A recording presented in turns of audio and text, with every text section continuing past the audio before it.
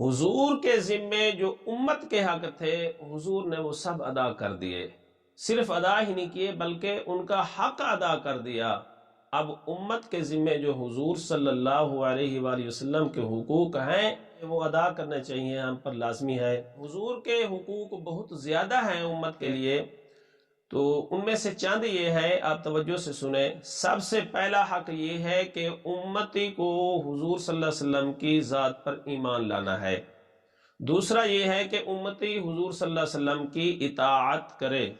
تیسرا یہ ہے کہ حضور صلی اللہ علیہ وآلہ وسلم سے امتی محبت کرے اور آپ صلی اللہ علیہ وسلم کی تعظیم کرے۔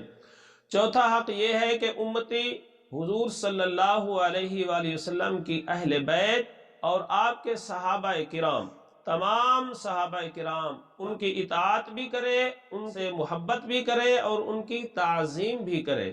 یہ فرض ہے، یہ لازمی ہے ہر امتی کے لیے۔ اور پانچواں حق یہ ہے کہ حضور صلی اللہ علیہ وآلہ وسلم پر امتی کثرت سے درود پاک پڑھے۔ صرف درود پاک نہیں بلکہ کثرت سے، کیونکہ قرآن پاک میں جہاں بھی درود کا ذکر، سلام کا ذکر آیا ہے کثرت سے آیا ہے، کثرت سے درود پاک پڑھے۔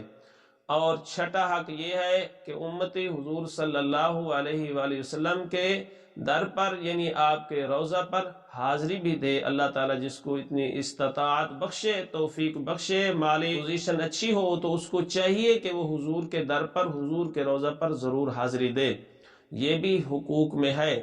اور ساتواں حق یہ ہے کہ امتی حضور صلی اللہ علیہ وآلہ وسلم کی لائی ہوئی شریعت پر پورا عمل کرے۔ ایسا نہیں کہ جس کام میں اپنا نفع نظر آ رہا ہو دنیاوی اعتبار سے اس پر تو عمل کر لیا، جہاں دل نہ کرا تو وہاں عمل نہ کیا، اس طرح نہیں، پورا عمل کرنا چاہیے۔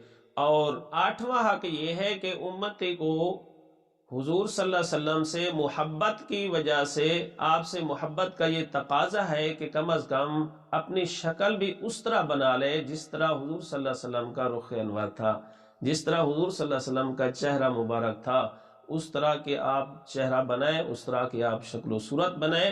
اللہ تعالی ہم سب کی صورت اور سیرت کو نیک بنائے اور اچھا بنائے۔ اللہ تعالی ہم سب کو ان پر توفیق عمل عطا فرمائے۔